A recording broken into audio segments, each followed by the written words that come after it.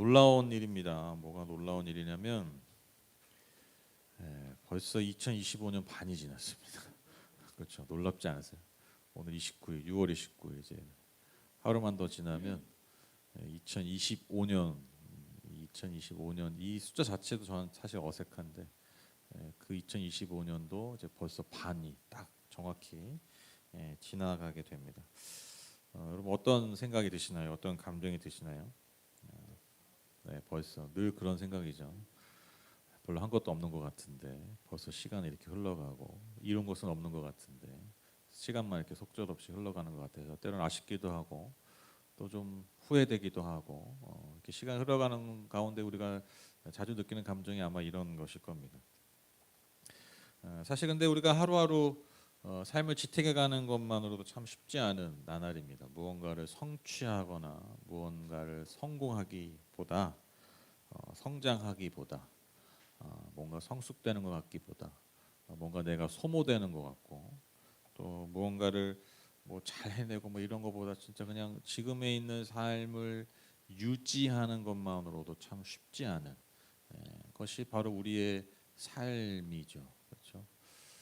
그런데 늘 뭔가 우리는 뭐가 잘해내야 될 것 같은 그런 과제, 그런 부담감이 늘 있는 것 같고 또 뭔가 내가 계속해서 성장해내야 될 것 같은 그런 압박들이 사실 우리를 늘 부담을 주는 것 같습니다.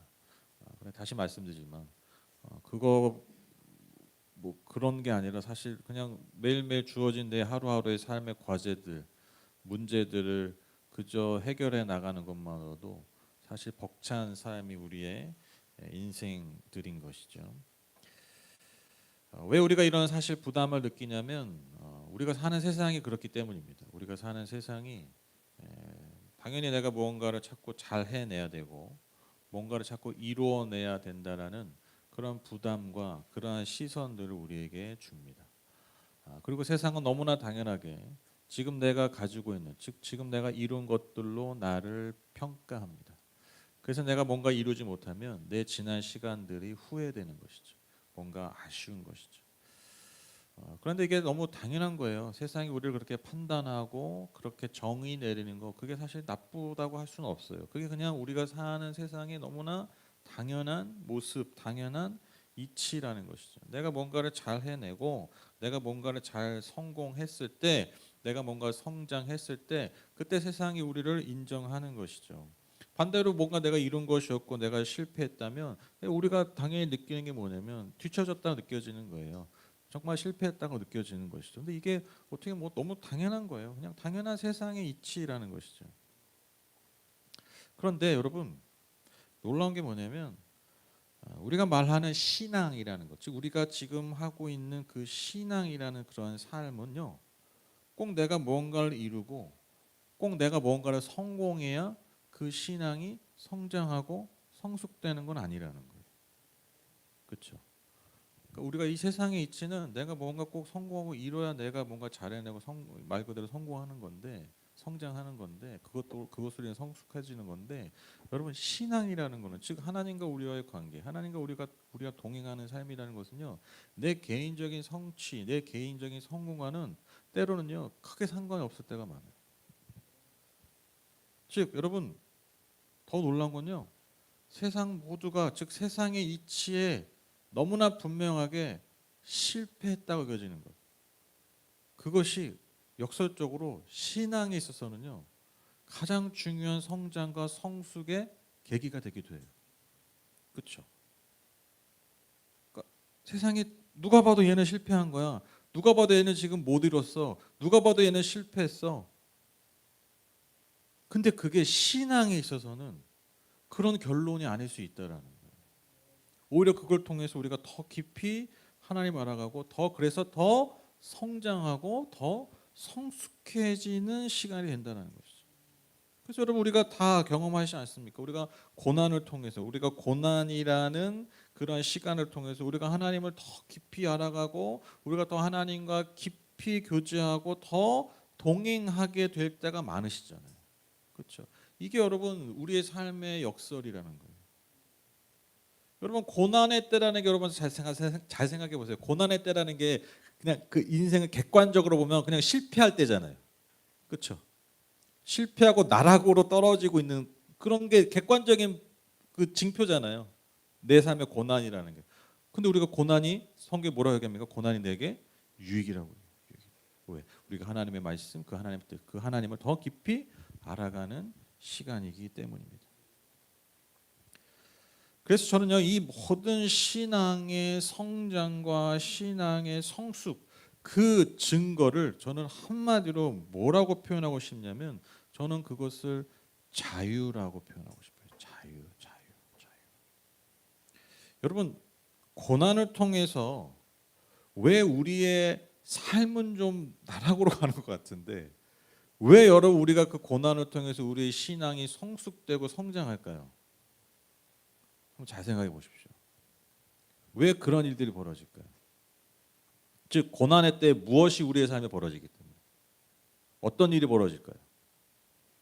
잘 생각해 보면 우리가 고난이라고 생각하는 그 시간을 통해서 우리가 무엇을 경험하냐면 내가 의지했던 것들을 잃어버리는 거잖아요. 거기에서 자유해지는 거예요. 내가 그것을 이루기 위해서, 내가 그것을 성취하기 위해서, 내가 그것을 소유하기 위해서 살았는데 여러분 그것을 잃어버리잖아요. 그게 고난의 때거든요. 근데 바로 그때 내가 그것을 잃어버림을 통해서 역설적으로 우리의 삶에 뭐가 임하냐면 그것으로부터의 자유가 있어요. 그래서 진정한 자유를 주시는 그 하나님께 내 삶을 다시 드리기 시작하는 거예요. 여기에서 여러분 진정한 자유가 이루어지는 것이죠. 그래서 여러분 예수를 믿는다는 게 뭐냐? 그래서 예수를 참으로 믿고 신앙할 때 우리에게 나타나는 아주 분명한 열매를 저는 한마디로 이렇게 얘기하고 싶어요. 그게 바로 자유입니다. 자유. 오늘 본문 한번 보실까요? 갈라디아서 5장 1절 말씀입니다. 그리스도께서 우리를 해방시켜 주셔서 자유를 누리게 하셨습니다. 그러므로 굳게 서서 다시는 종살이의 멍에를 매지 마십시오. 너무나 분명한 메시지입니다. 여러분 너무나 분명한 메시지예요. 즉 예수께서 그리스도께서 우리를 구원하셔서 하신 일이 뭐냐? 구원이라는 게 약간 뭐라 그럴까요? 약간 추상적일 수 있어요. 그런데 아주 분명한 그 의미를 말해주고 있는 거예요. 그 구원이 곧 우리를 해방시키셔서 우리를 자유하게 하신 거라는 거예요. 그래서 저는 누군가 저한테 이제 물어봐요. 예를 들면 너가 예수 왜 믿냐? 뭐 좋은 것도 많고 하고 싶은 것도 많고 할 일도 많은데 왜 굳이 예수 믿냐라고 얘기하면 저는 고민 없이 이렇게 할 거예요. 왜 내가 예수를 믿냐? 예수를 믿으면 자유해지니까.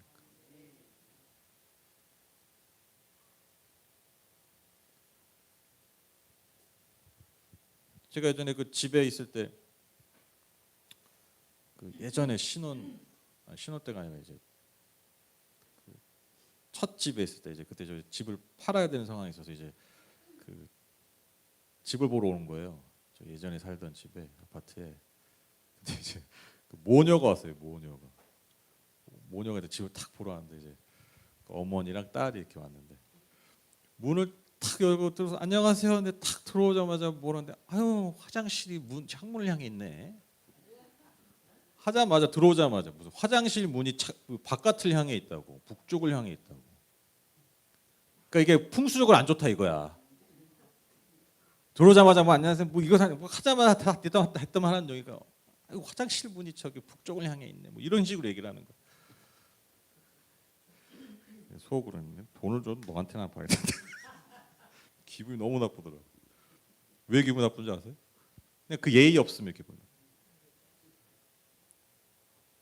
너무 불쌍했어요. 화장실이 북쪽을 향해 있든 남쪽을 향해 있든 화장실이 지하의 문을 향해 있든 그게 무슨 상관이에요. 그 말이 저한테 1도 타격되지 않았어요. 1도 저한테 불안해지게 하지 않았어요.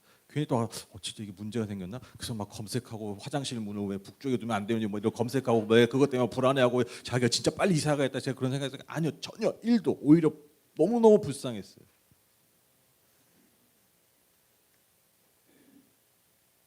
저런 거에 묶여 사는 거야.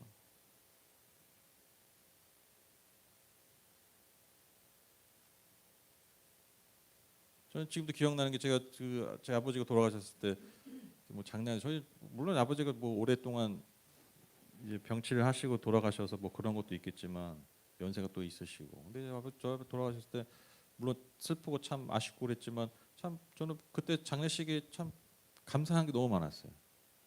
되게 표현 어쩔지 모르지만 여러분 되게 자유했어요.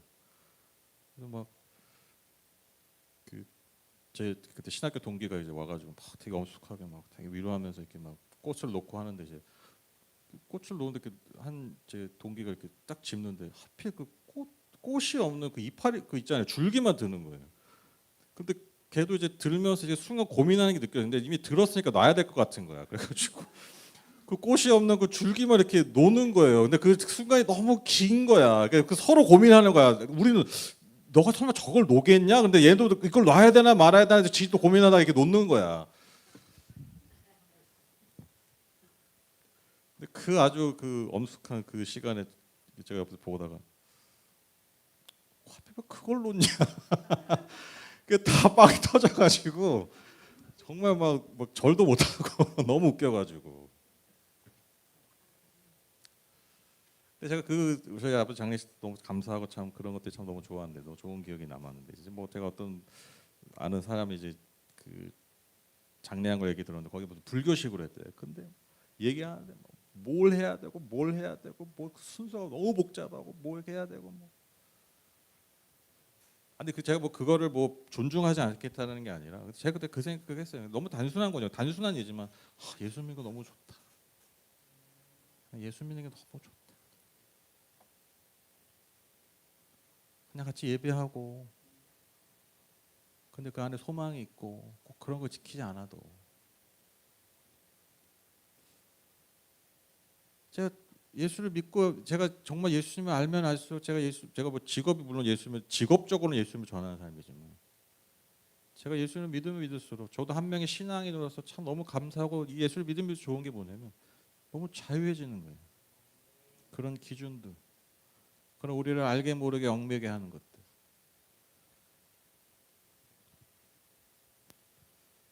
여러분 우리가 근데 오해하시면 안 되는 게 우리가 자유라는 단어를 오해해요. 뭐냐면 우리가 자유하면 여러분 떠오르는 게 무슨 말인 줄 아세요? 여러분 자유하면 딱 떠오르는 의미가 뭐냐면 아마 동의하실 거예요. 내 마음대로잖아요. 자유하면 우리가 딱 떠오르는 게 내 마음대로. 그래서 예수를 믿는 것과 즉 우리가 하나님을 믿는 것과 자유가 잘 연결이 안 돼. 어색해요. 그렇죠? 그렇죠. 노원석이 자꾸 맨날 자유하는데 사실 이게 잘 안 맞아. 왜 그러냐면 자유라는 우리가 가지는 의미가 내 마음대로라. 근데 신앙이가 어떻게 내가 내 마음대로 살아?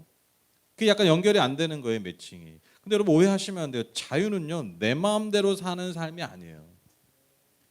내 마음대로 사는 삶이 여러분 자유가 아니라요. 인간을 존재적으로 묶고 있는 것들로부터의 자유를 말하는 거예요. 무슨 말인지 아시죠? 예수 믿으면 자유해진다는 게 이제 예수 믿으면 내 마음대로 살 수 있다가 아니라 예수를 믿게 되면 자유해진다는 것은 이 인간이 그냥 존재하면서 당연히 그냥 너무나 당연히 세상의 이치 그대로 인간을 묶고 있는 것들로부터 자유해진다는 거예요. 그게 성경이 말하는 예수가 주시는 자유입니다. 여러분 내 마음대로 사는 사람이 진짜 자유로운 사람들이 아니에요. 이 세상의 가치와 이 세상의 시선과 이 세상의 이치에 여러분 자유할 수 있는 게 여러분 그게 진짜 자유고 그것이 예수 그리스도께서 우리에게 주신 자유라는 것입니다. 여러분 오늘 본문 하반절에 보시면 다시는 종살이 멍에를 매지 말라는 의미가 바로 이런 의미입니다. 여러분 인간을 그냥 놔두면요 여러분 죄송한 말입니다만 여러분 그냥 다 종으로 살아요. 그냥 놔두면 노력하지 않아도 종으로 살아요. 여러분 우리가 그냥 놔두면요 여러분 우리 돈의 노예로 삽니다. 그렇죠? 우리의 감각의 노예로 살잖아요. 그 종으로 살아요. 그게 돈이든 명예든 뭐 사람이든 뭐 물건이든 특별히 나쁘게 살려고 하는 게 아니라 여러분 그것들에 매여서 심지어 그것의 종으로서 사는 것 여러분 이게 인간의 본성이에요. 우리가 그것을 출애굽 이야기 광야기를 통해 알 수 있잖아요. 심지어 구원을 해도요 종으로부터 자유해져도요 광야에 나온 백성들의 습성이 뭐냐고요. 종으로 자꾸 돌아가려고 그러잖아요. 그게 인간이라는 거예요. 이스라엘 백성의 종특이 아닙니다. 민족적 특성을 얘기하는 게 아니에요.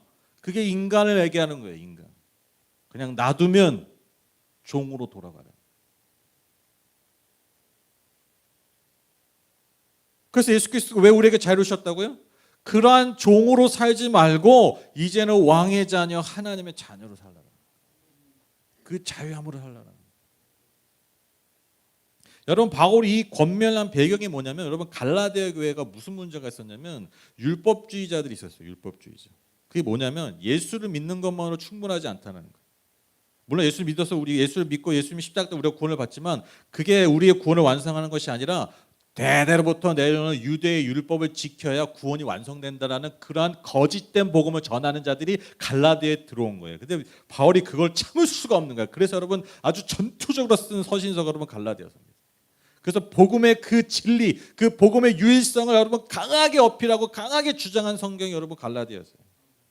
대표적으로 너희들이 다 할례를 받아야 되고, 그러니까 그 유대의 어떤 징표들을 여러분 다 행해야 된다. 그래야 구원이 완성된다. 이러한 율법주의적 기독교를 교회 안에 퍼뜨린 사람들 때문에 여러분 갈라디아 교회 이 갈라디아서 쓴 거예요.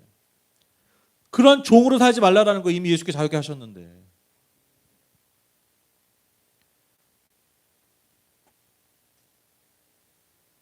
그래서 여러분 우리가 이것의 완벽한 예화를 또 어디서 할 수 있냐면 우리가 잘 아는 바로 이 탕자약입니다. 탕자약. 여러분 이 탕자에게 사실 뭐 잃어버린 아들 이야기잖아요. 두 번째 아들 이야기. 근데 여러분 잘 보면 결론이 뭐냐면, 결론을 잘 보면 잃어버린 줄 알았던 아들은 찾았는데 찾은 줄 이미 있었던 아들을 잃어버렸잖아요. 첫째 아들을 잃어버렸죠. 그게 우리를 얘기하는 거예요. 늘 하나님 곁에 있고 늘 하나님 믿는다고 하지만 살고 있는 건 종으로 살고 있다는 거예요. 반면에 둘째 아들은 나가서 죄인으로 말 그대로 탕자로 살고 있는 줄 알았는데 그가 하나님의 그 아버지의 사랑을 받아들인 순간 그가 잘하고 못하고와 상관없이 그는 자유한 아들이 되잖아요. 근데 자유함을 다 가지고 있을 줄 알았던 그 큰아들은 알고 보니 평생 종으로 산 거예요. 우리가 그럴 수 있다라는. 제가 아이들 키울 때 저 애들 진짜 많이 혼냈거든요. 진짜 뭐 진짜 뭐라 그럴까? 여름에 보면 깜짝 놀 정도로 여름 만약 제가 애들 혼내는 거 보면 깜짝 놀 정도. 내가 이 교회를 다녀야 되나? 옳고 그름의 이런 것에 대해서 이렇게 그 기본적인 어떤 것에 대해서 이렇게 잘못하거나 이러면 물론 기회를 주죠. 그런데 이제 그게 이제 할 때 진짜 막 눈물 쏙 빼들고 혼내기도 하고 막 그래요. 그렇게 키웠거든요. 근데 제가 막 혼내서 막 애들 막 울고 막 울죠. 당연히 무섭고 뭐 저기 하니까. 근데 울고 그리고 딱 혼내고 끝나고 나서 제가 제일 많이 들었던 말이 뭔지 아세요? 애들한테. 아빠 놀자.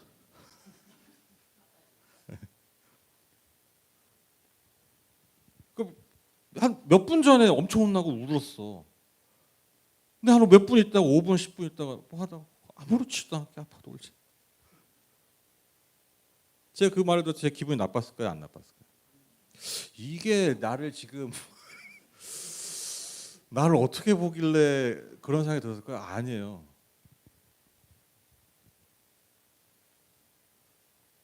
제가 그럴 때마다 무슨 생각했냐면 얘네들은 확실히 알고 있구나. 그걸 느꼈어요. 확실히 알고 있구나. 뭐요? 뭘 알아요? 얘가 저 사람이 내 아빠라는 걸 확실히 알고 있구나. 지금 내가 지금 아무리 잘못하고 내가 지금 뭔가 잘못하고 그래서 혼나서 내가 뭔가 지금 실패한 것 같은데 근데 그것과는 상관없이 이 사람이 여전히 내 아빠라는 걸 여전히 그냥 본능적으로 믿고 있구나. 그걸 갈등을 안 하는구나, 고민을 안 하는구나. 기분이 좋더라고요.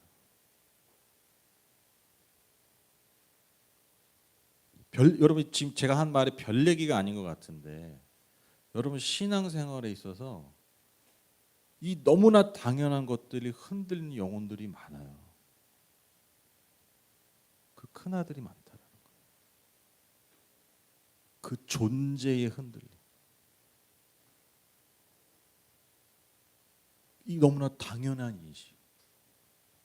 아, 내가 하나님을 위해서, 내가 주님을 위해서, 내가 교회를 위해서, 내가 뭔가를 해야, 내가 뭔가를 성취해야, 내가 뭔가 좀 성장하고 성숙돼야, 내가 인정받고 내가 그렇게 하나님께 여기 나를 그렇게 바라보시겠구나. 이게 무슨 누구의 마음이라고요? 이게 종의 마음이에요. 진짜 자녀는 그런 생각조차 하지 않아요.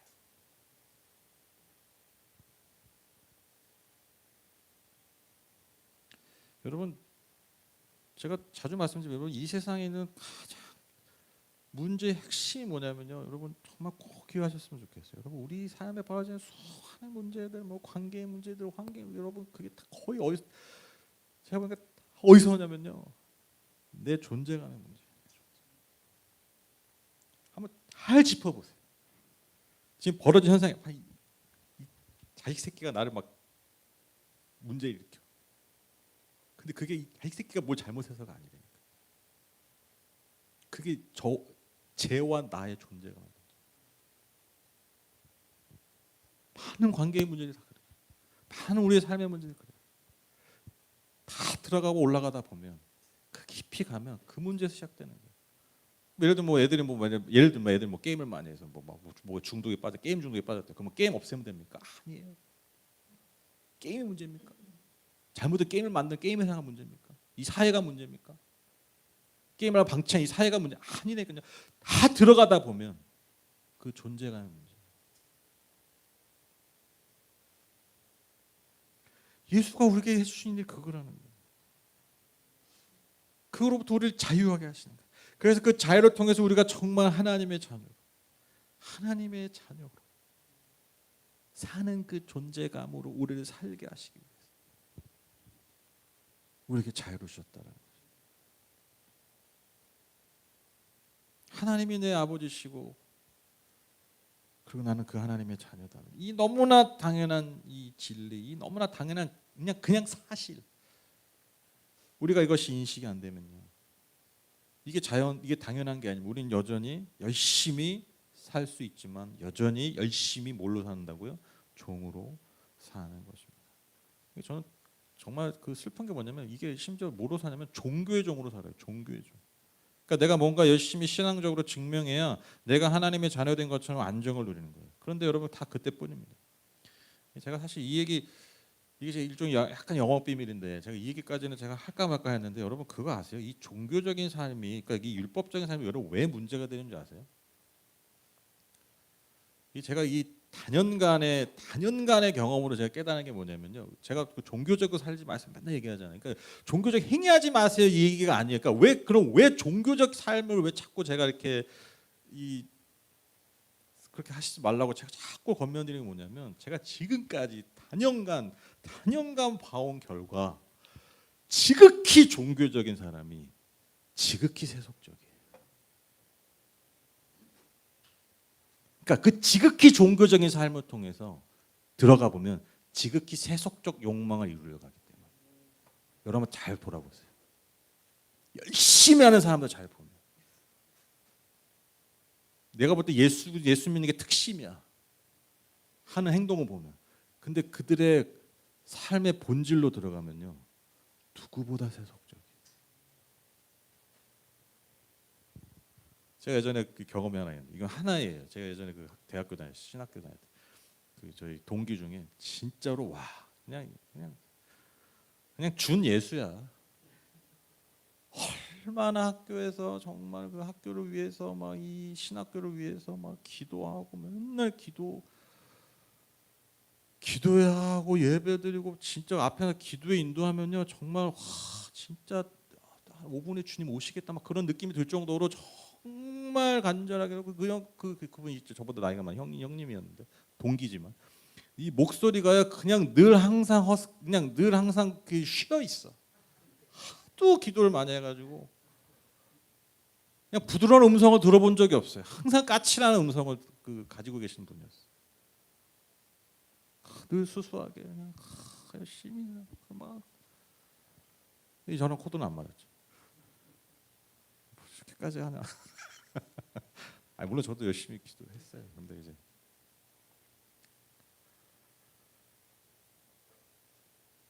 근데 제가 진짜 깜짝 놀라요. 그분이 나이가 있으신데 졸업하고 한참 지나가서 그때까지 결혼을 못 하신 거예요. 재밌는 게 뭐냐면 그 페이스북 있잖아요. 그 SNS 페이스북에 공개 구원을 하는 거예요. 저는 이제 자기가 사역을 해야 되고 이제 목사가 되고 이제 하는데 이제 제가 이제 자매를 신부감을 구합니다라고 이렇게 글을 올리는데 이제 자기를 소개하는 글을 이렇게 자기가 어떤 사람인지 이렇게 쓰는데 와 제가 진짜 이런 표현은 좀 여러분 어떻게 들으시면 모르는데 진짜 좀 역겨웠어요. 왜냐면 그 내용들이 너무나 세속적이었어요. 자기가 뭐 신학과 무슨 학교 사실 뭐 학력이 어떻고 뭐 어쩌고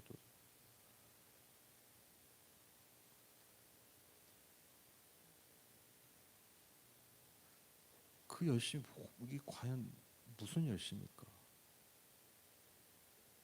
근데 여러분 이게 그분만의 문제가 아니니까요. 그분은 하수예요. 왠 줄 아세요?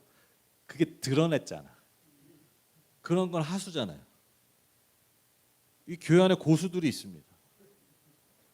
그런 것만 열심히 하고 그 본색으로 드러내지 않는 고수들이 있어요. 이거 영업 비밀인데.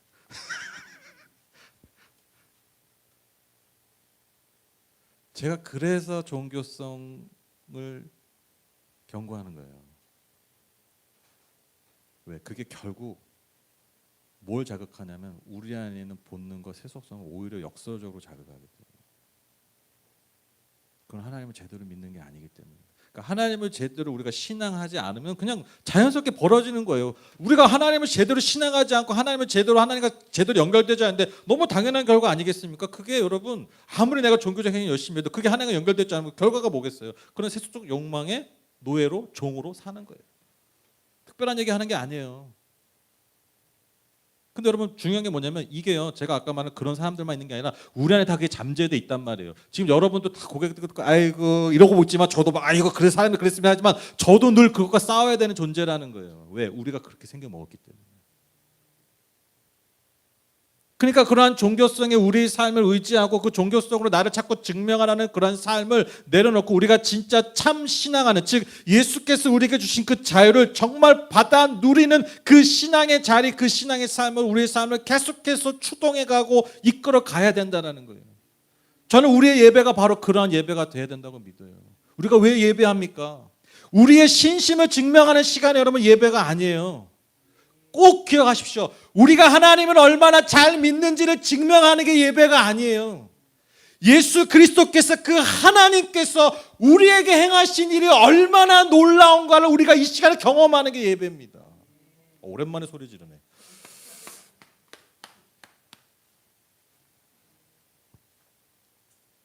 이런 얘기 할 때마다 너무 답답해서 그래.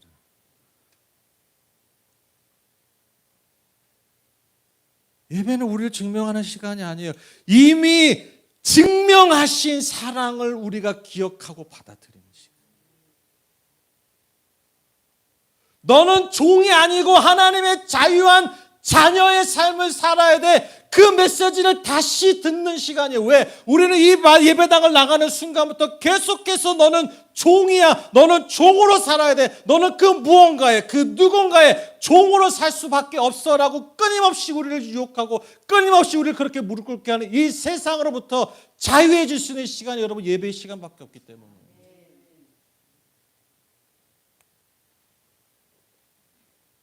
그게 예배예요. 그래서 우리가 하나님을 참으로 예배하면 벌어지는 일이 뭐라고요? 우리가 자유해지는 거라니까요. 이 예배도 드려야 되고 저 예배도 드려야 될 것 같고 오늘 광고 나니까 이것도 해야 되고 저것도 해야 되고 그런 종교적 의무가 계속해서 쌓여지는 시간이 아니에요. 종교적 의무가 쌓여지는 시간이 아니라 그런 종교적 행위들이 오히려 내 삶의 기쁨이 되는 순간.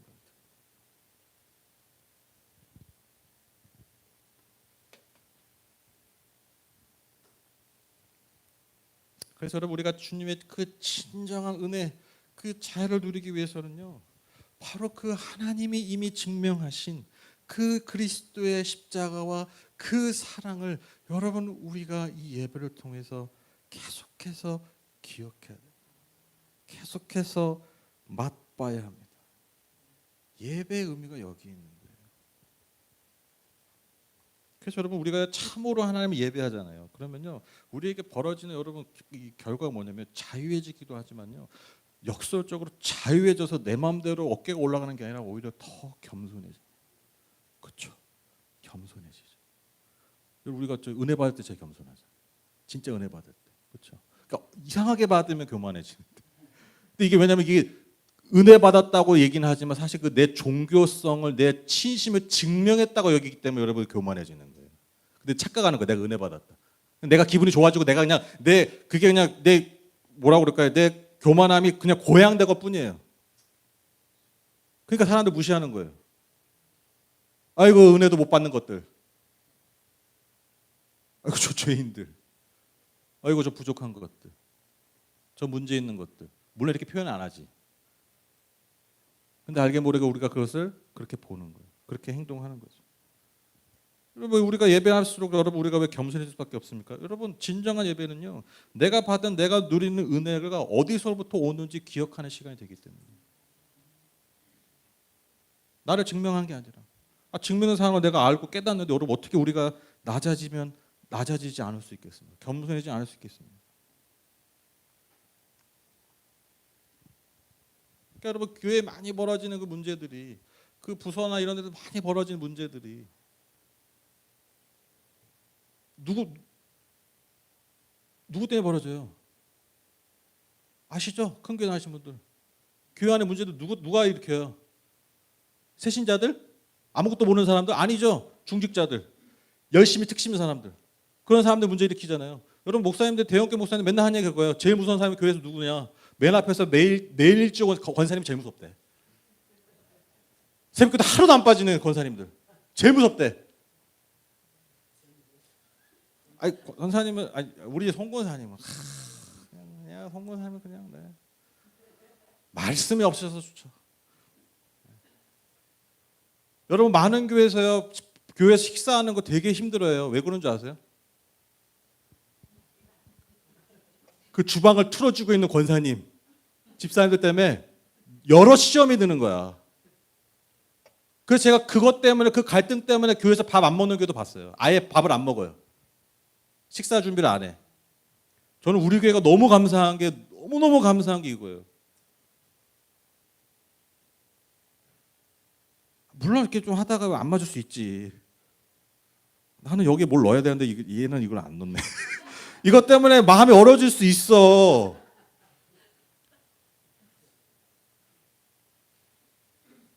그건 너무 당연한 거예요. 그런데 여러분 그것을 주장하지 않고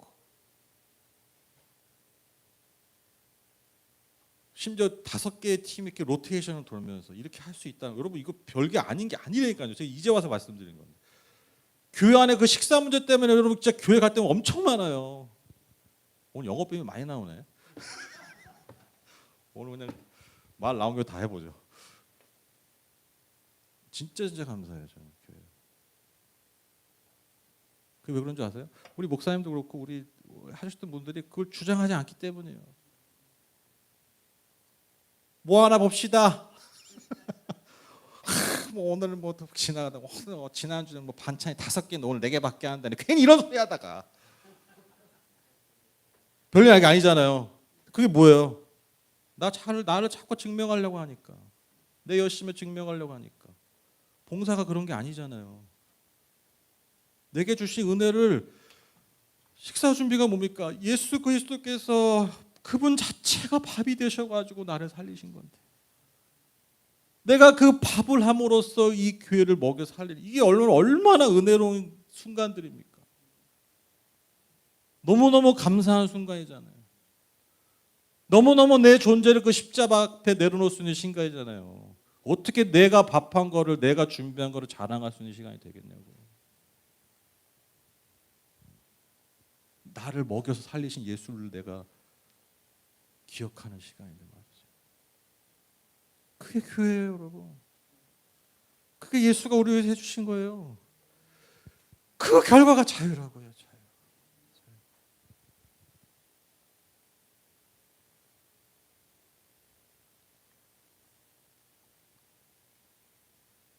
그래서 우리 예배팀도 너무 좋아요. 뭐 증명하라고 하지 않아.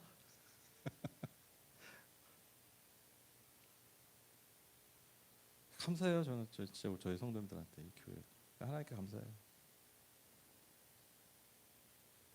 그게 예배입니다. 뭔가 부족하죠.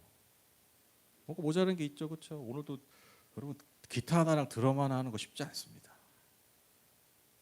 주어진 것을 통해서 찬양하고 예배하는 것.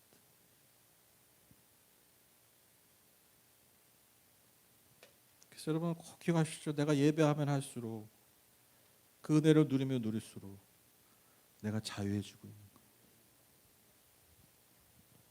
내가 겸손해지고 있는 거예요. 꼭 기억하셨으면 좋겠습니다. 그래서 여러분 특별히 또 하나 기억했던 게 뭐냐면, 여러분 자유는요, 쟁취하는 것보다 지키는 게 더 어렵습니다.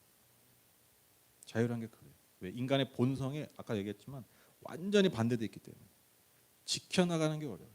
그래서 오늘 바울이 하반절에 굳게 서서 다시는 종살의 멍에를 매지 마라. 굳게 서서. 왜 얘기했겠어요? 그게 어렵기 때문이에요. 인간은 종의 언어에도 잘 반응합니다.